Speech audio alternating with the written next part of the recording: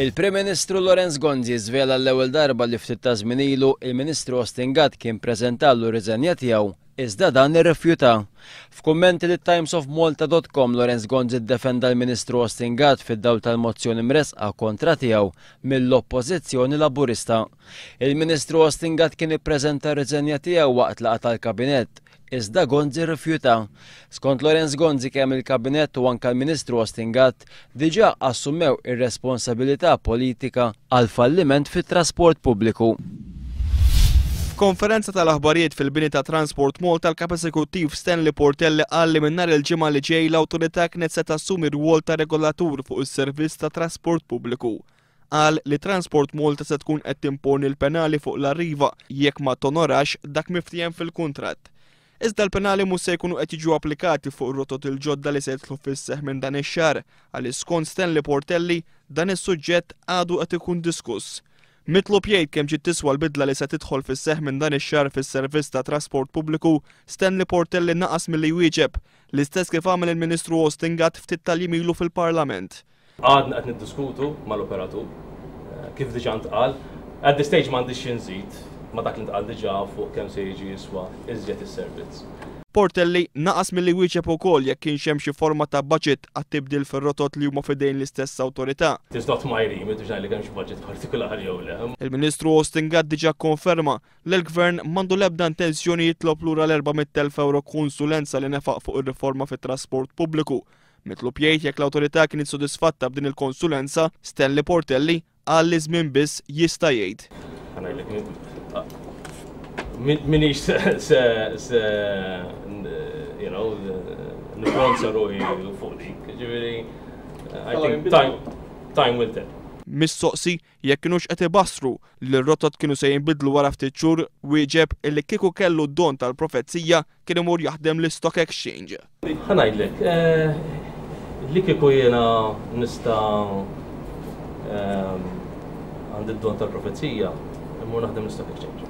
It-tmexxija ta' Transport Malta wkoll qed tkun mitluba tirreżenja fil-mozzjoni tal-Oppożizzjoni li se tkun diskussa nhar il-ġimgħa fil-Parlament.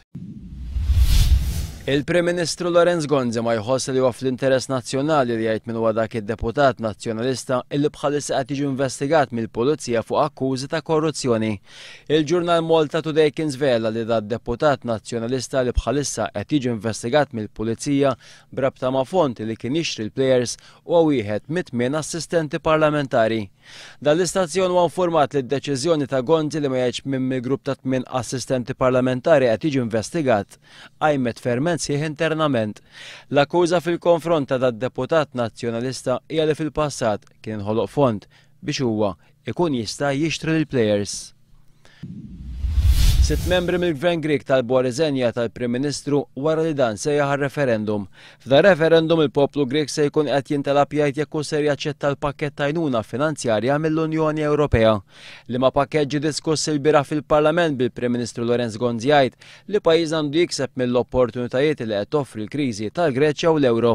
Din id-deċiżjoni ser titħalla f'idejn l-elettorat Grieg li mistenni jivvota f'referendum illi sa issa għadha ma tħabbritx id-data għalih. Il-kumpanija Bajada New Energy hija proprjetarja ta' Solar Systems Limited ilha waqfa aktar minn 20 sena u timpjega 42 ħaddiem. Il-kumpanija timmanifattura solar water heaters għas-suq lokali u anke tesporta f'diversi pajjiżi Ewropej. Primarjament fl-Italja inna nesportaw dawn l-aħħar 3 snin. Għandna prodott li huma ċertifikati Solar Keymark, prodott huwa kompletament certified biex jiġi mwaħħal f'kwalunkwe pajjiż fl-Unjoni Ewropea. Nista' ngħid ukoll li l-kumpanija tagħna hija ISO certified, l-istandards tagħna huma għoljin. Permezz ta' inċentivi li qed joffri l-Gvern u li l-Partit Laburista se jkompli jibni fuqhom, aktar nies fi żmien li ġej ser jażlu li jifrankaw u jinvestu f'dawn il-prodotti. Sfortunatament dal-Gvern minkejja anki bil-direttivi tal-Unjoni Ewropea suppost li għandu pjan nazzjonali enerġija m'għandux. Aħna minnaħa tagħna ilna sejrin fejn naħdmu fuq dan il-qasam u perswas li nkunu fil-Gvern se nimxu fuq pjan li nkunu fassalna matul iż-żmien. Dan huwa l-bidu tal-proċess li wassal biex ikun manifatturat is-solar water heater minn din il-kumpanija. Waqt żjara fil-kumpanija l-mexxej Laburista Joseph Muscat qal li din l-industrija ser tkompli tikber u għal il-Partit Laburista jemmel il-prodott Malti huwa tajjeb daqs ta' ħaddieħor u innovattiv daqs jew aħjar minn ħaddieħor. Għalhekk għal Joseph Muscat mill-Gvern, il-Partit Laburista se jkun qed jibqa' dej bl-impenn li jintlaħqu il-miri Ewropej 2020. Għal-fatt li bħala pajjiż laqna tard u qegħdin l-aħħar fil-klassifika Ewropea kollha.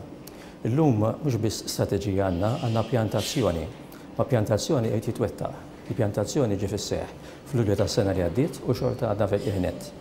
Fit-tmiem iż-żjara, Mark Bajjada fisem il-kumpanija ippreżenta tifkira lill-mexxej Laburista Joseph Muscat.